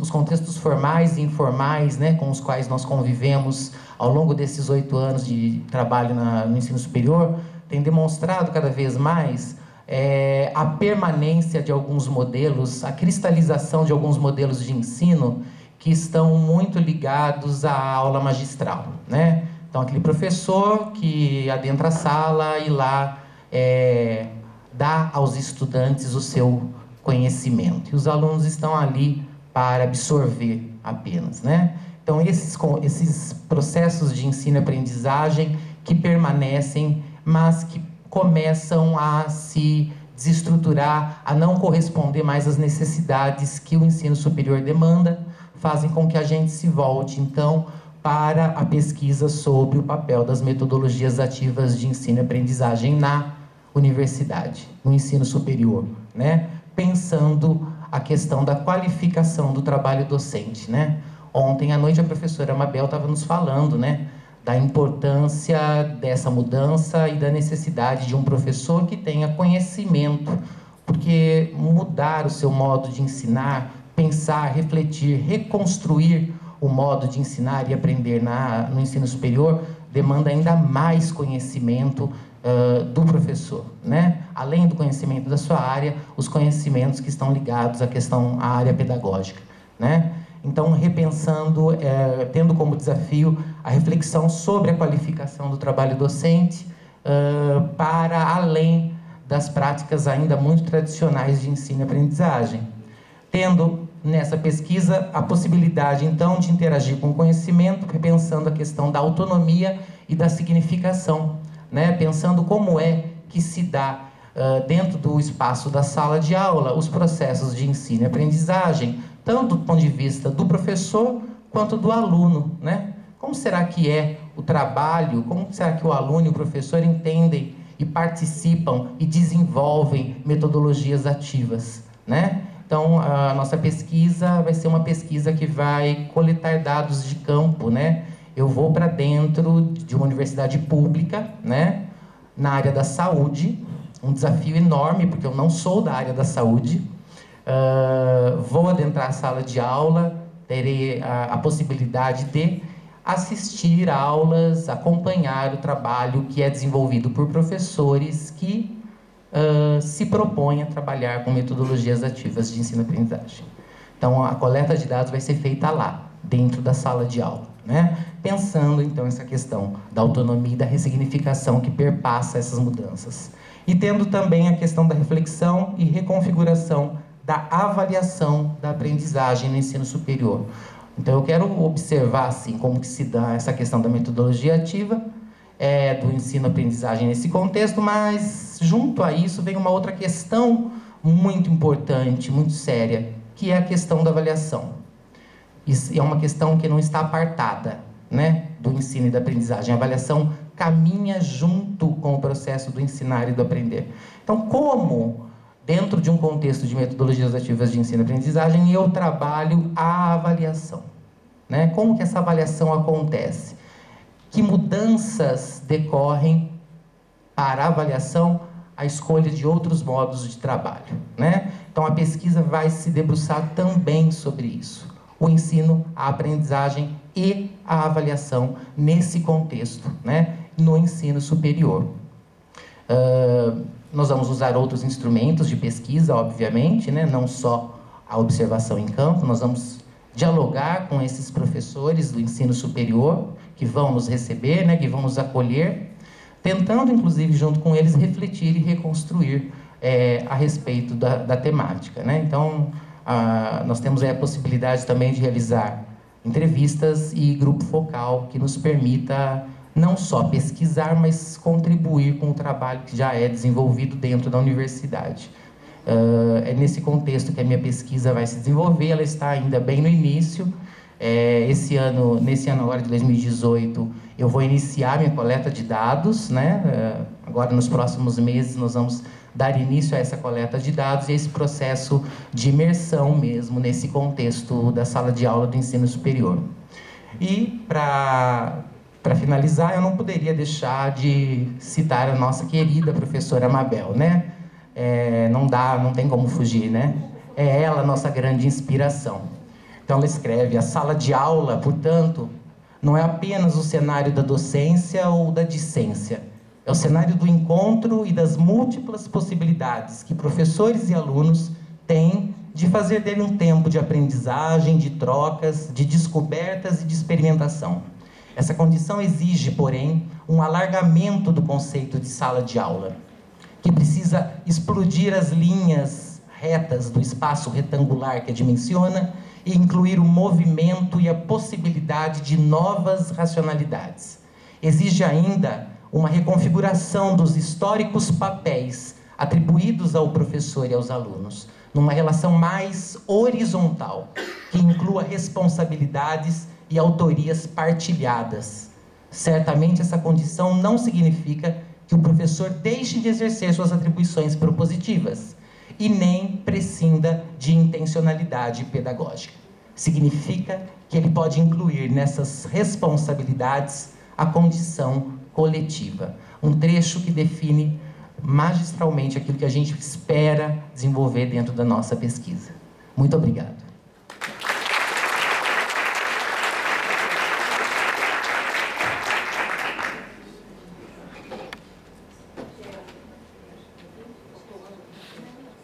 Pode finalizar? Acho que eu fico em pé. Como vocês devem ter observado, eu acho interessante a forma, né, como é que os estudantes eles vão, na verdade, profissionais. Eu gostaria de dizer que todos os meus orientandos são trabalhadores. Nenhum deles tem bolsa. E todos eles são pesquisadores. A grande maioria está em sala de aula, na educação básica e no ensino superior. Todos eles são absolutamente apaixonados pela pesquisa, porque é por meio dela que ele ressignifica a docência.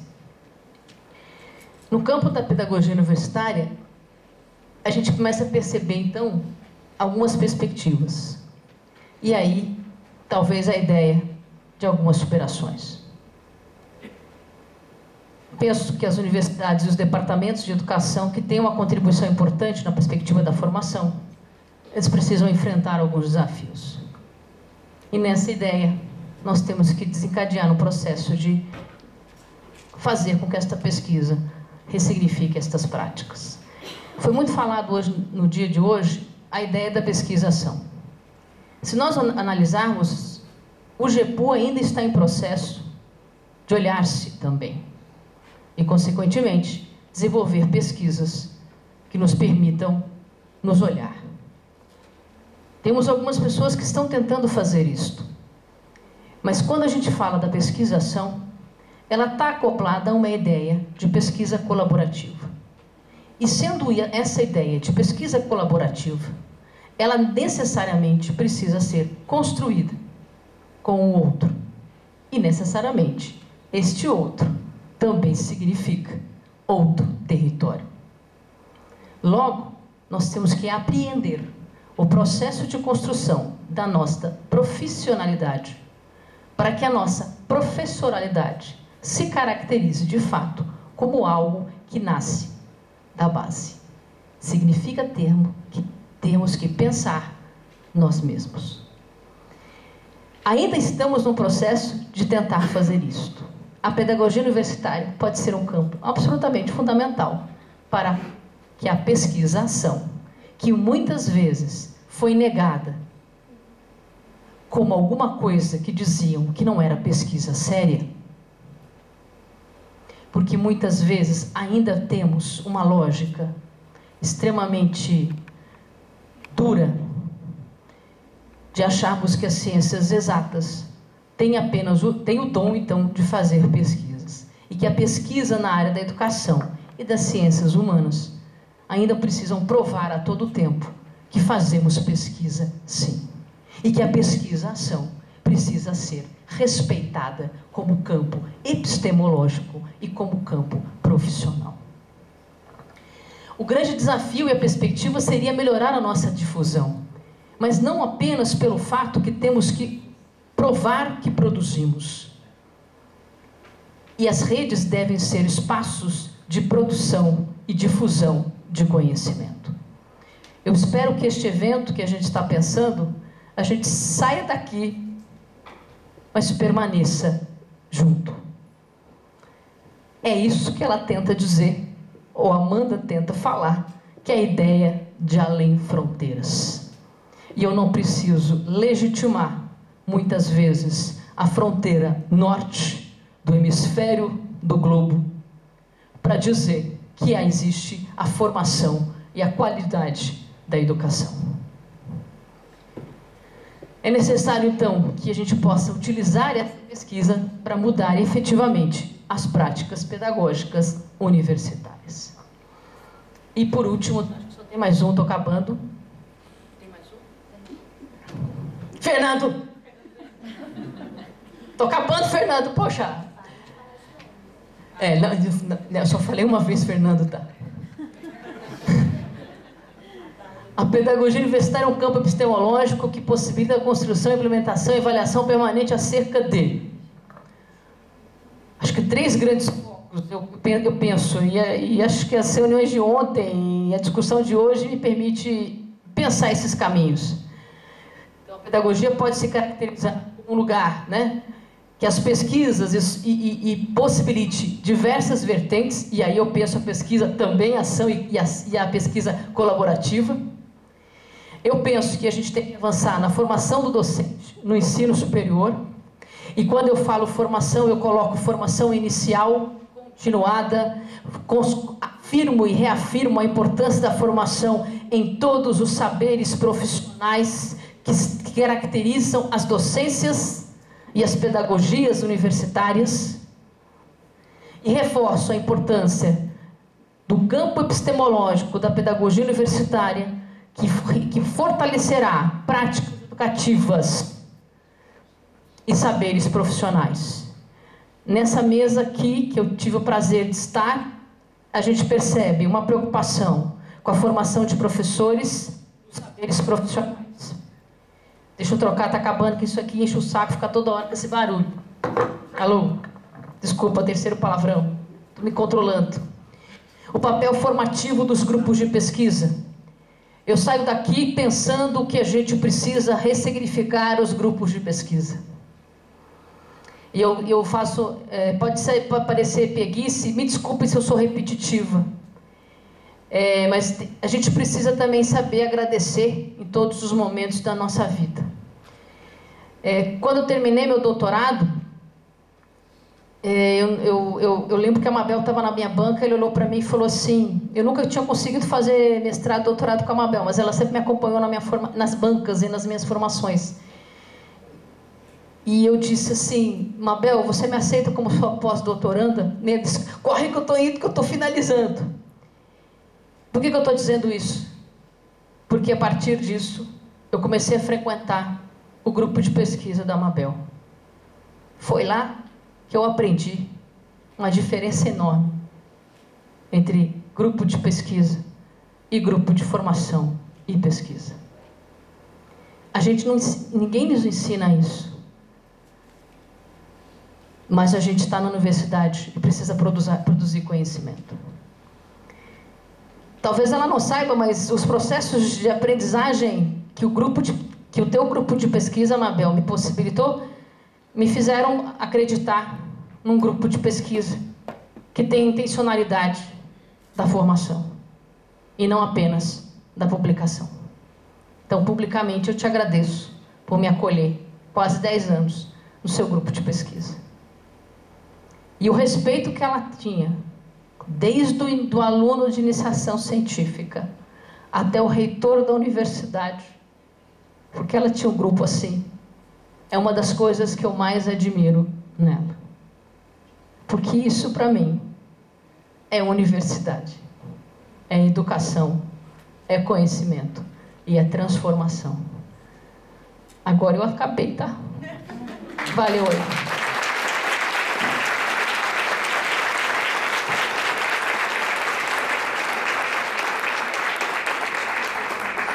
Muito bem, os colegas e as colegas professores e professoras nos brindaram com importantes reflexões, as quais nos causam uma série de inquietações.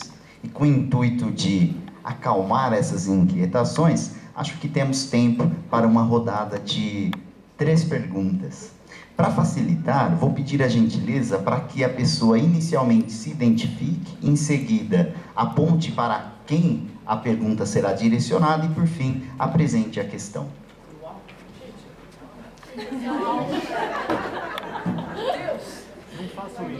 Levante a mão, por gentileza, para que a gente possa identificar. Daqui a pouco a gente vai beber, pelo amor de Deus, gente. Vamos Isso. Tem uma confraternização.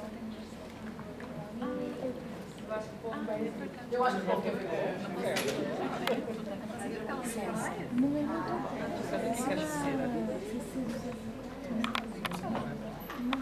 muito. Se não vai ter perguntas, porque eu não vou fazer perguntas. Bom, vocês imaginem, né, que esse contexto para mim é muito também emocionante.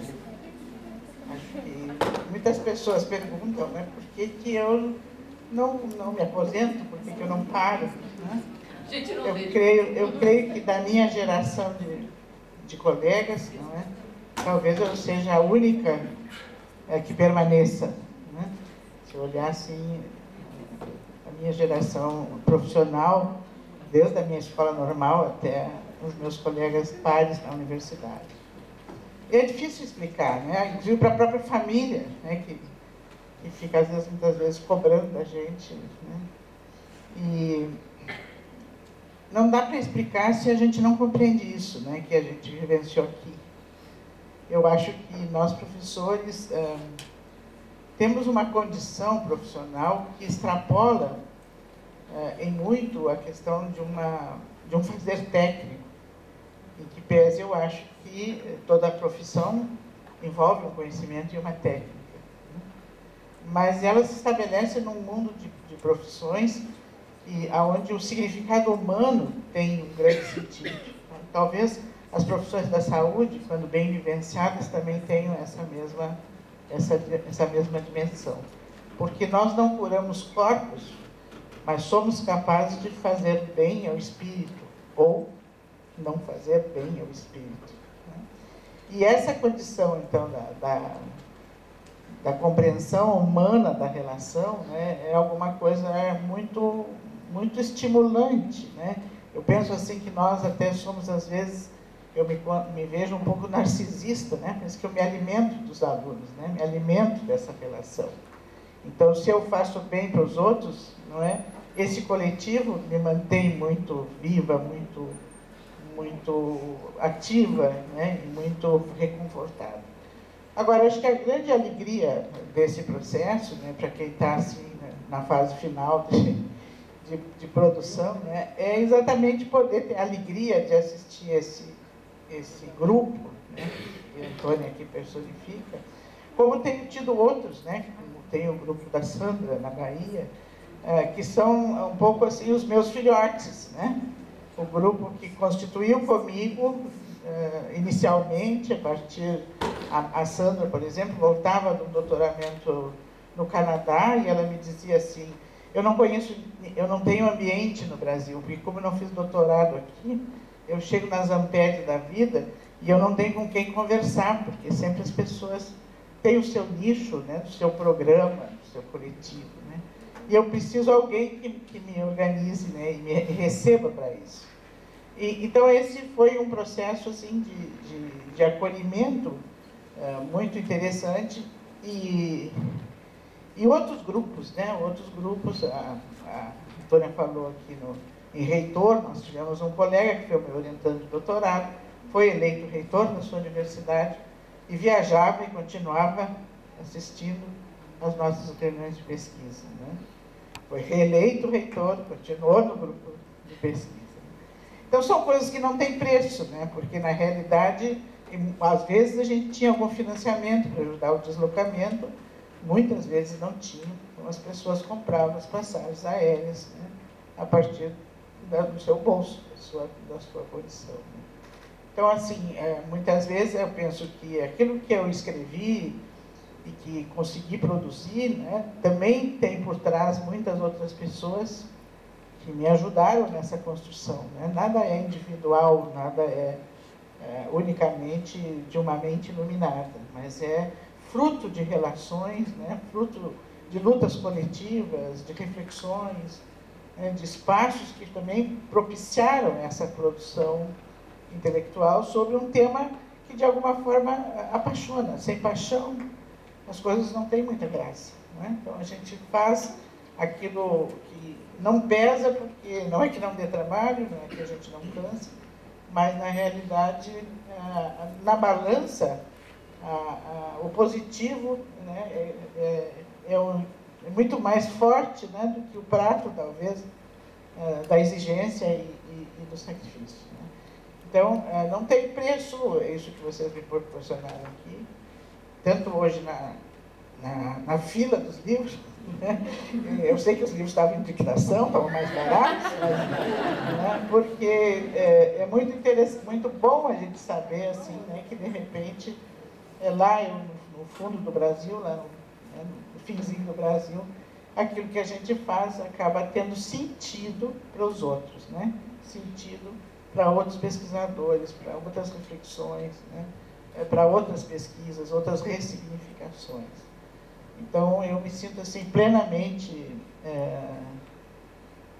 compensada, né? Plenamente, uma certa plenitude, que eu acho que também a gente só alcança na maturidade. Né? Elas gostam muito de dizer, quando eu for grande, quando eu quero ser como tu. Né? Cada um vai ser como é. Né? Agora, não tem dúvida que tem coisas que a gente só alcança quando está mais para o fim. Não é? Porque é essa trajetória que nos constitui. Né? Então, tudo que acontece de desafios, de dificuldades, como possibilidades de avanços, são formas de constituição da gente. E também, muitas vezes, as pessoas, quando vão se envolver com alguma atividade, né? Isso eu trato muito, inclusive, com as crianças, lá com meus netos, que hoje, numa sociedade muito utilitária, né? Desde os meus filhos, os meus filhos me controlavam quando eram meninos, os meus horários, porque eu trabalhava 60 horas, então chegava em casa e muitas vezes a hora de eu chegar naquele dia era 5h30, né? E eu chegava às 8h. E eles me cobravam um pouco, porque tu chegou às 8h, já é 6h, tu chegasse com uma violeta, né? Porque eu ia fazer uma palestra numa escola e eu ganhava uma violeta. Então a violeta era sempre o sinal de que a mãe se atrasou, né, em função de uma... Então tinha muito aquela ideia assim, né? O que tu ganha com isso? Né? E essa é uma pergunta extremamente facciosa, né? Porque muitas vezes, no imediato, tu não ganha nada. Né? Ao contrário, né? Tu ganha trabalho, tu ganha energias, né? Mas a médio prazo a gente sempre ganha muito. Né? Porque tudo aquilo que a gente faz generosamente, né? Ou então sem uma perspectiva imediata de retorno, acaba retornando. Né? Então, esse processo que eu acho que constitui também como diz o Arroio, né? Uma humana formação, né? Ela se estabelece nesse vínculo, e eu lamento muitas vezes que os professores, especialmente os mais jovens professores, que ficam muito preocupados, né, em uma competitividade e muito ligados a essa ideia de um retorno imediato, né, não consigam usufruir dessa alegria e dessa generosidade que a gente receber reconhecimentos não previstos. né? Eu não vim aqui para isso, né? Eu vim aqui para partilhar com vocês, tal como a Antônia, participar de uma conferência, né? Mas acaba que retorna, então, nessa generosidade de vocês, né? Aquilo que, em princípio, não estava na minha expectativa, né? Então, eu fico muito feliz, eu acho que me sinto realmente plenamente compensada pela minha vida dedicada. Eu estou hoje com 53 anos de magistério, né? Comecei cedo, né? É normalista, então, com 18 anos, comecei a trabalhar como professora, mas são 53 anos de magistério, né? E, se Deus me permitir, ainda continuo um pouco mais, né? O meu marido que está lá, me acompanha, meu companheiro, que me cobra também muitas vezes tanta viagem, né? Já vai de novo, tu está sempre com a mala nos pés. Mas ele diz um ditado gaúcho, né? Que diz que, lá no Rio Grande do Sul, se diz que cachorro que come ovelha só matando, né? Então é a tal coisa, é a ideia de que quando a gente tem uma grande paixão mesmo, é muito difícil de estancar e decidir, né? Então, eu felizmente, como diz meu médico, tenho uma boa genética, tenho que agradecer aos meus pais, né? Então, tenho tido, né, energia para continuar tenho tido a energia e alimento a minha energia, né? Nesse sentido que eu, às vezes, digo que a gente é um pouco narcisista, né? No sentido de que tudo isso faz muito bem para a gente, como uma utopia, né? Uma utopia de partilha de saberes. Eu acho, sempre também repito, e foi aprendi isso na vida, né? Que conhecimento e afeto, quanto mais a gente reparte, mais a gente acumula. Então, a gente não precisa se preocupar com relação a proteger o seu domínio de conhecimento. Mas muito antes, pelo contrário. Quanto mais tu reparte, provavelmente, mais o teu conhecimento se robustece. E a mesma coisa com o afeto. Então, eu quero deixar, não vou poder estar amanhã, no final, então eu quero deixar aqui o meu profundo agradecimento, a minha emoção e, enfim, né, um beijo no coração de cada um de vocês e o desejo de que, assim como essa profissão me fez muito feliz, vocês encontrem também nela toda a felicidade. Muito obrigado.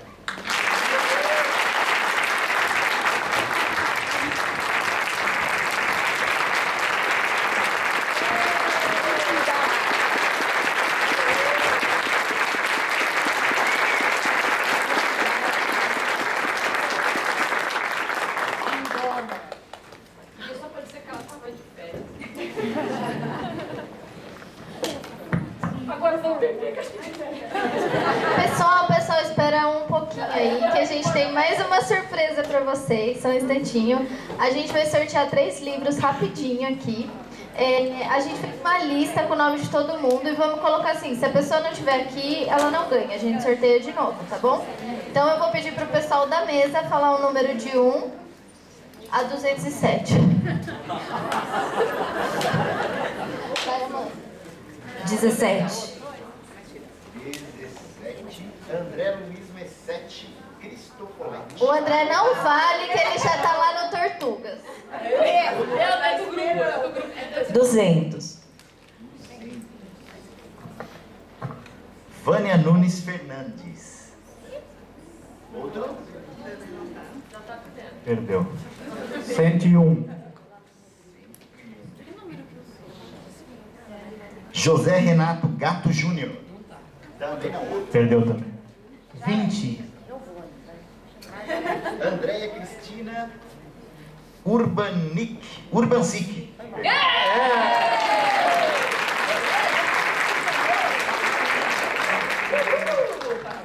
Mais um? 79.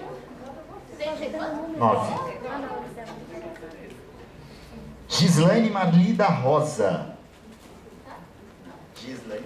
Perdeu. Ai, quem não tem número? Deixa eu fazer um 173. Bom número. Rita de Cássia Gromoni. Chimismo.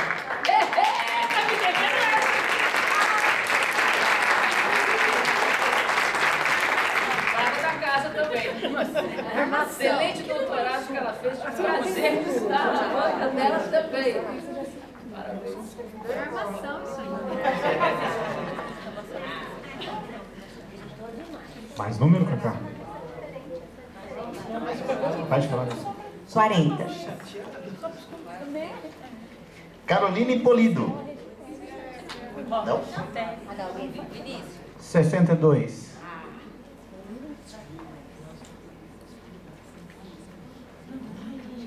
Everton Luiz de Oliveira.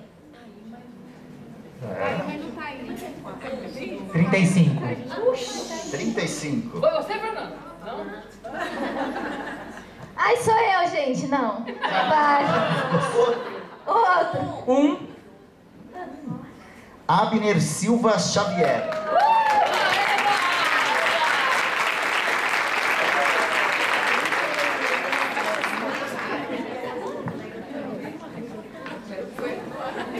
Pessoal, a gente só gostaria de agradecer muito vocês. Lembrar que amanhã a gente volta às 9 da manhã com a apresentação dos trabalhos. E que, por favor, se derem para vocês irem lá no Tortugas hoje. Vai ser bem divertido pra gente se divertir. E agradecer a mesa novamente. Boa noite.